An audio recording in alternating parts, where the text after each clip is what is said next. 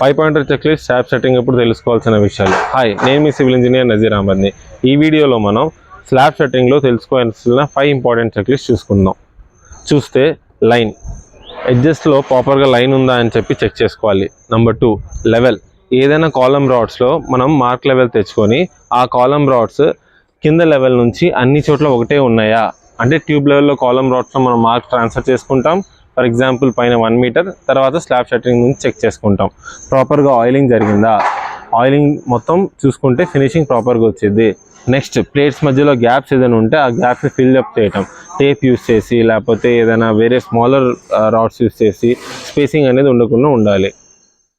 5th and చాలా important, కింద spacing ఏదైతే ఉందో అది ప్రాపర్గా సపోర్ట్స్ మనం ఇవ్వాలి. సపోర్ట్స్ ఇచ్చినప్పుడు స్లాబ్కి ప్రాపర్ స్ట్రెంత్ ఉంటుంది.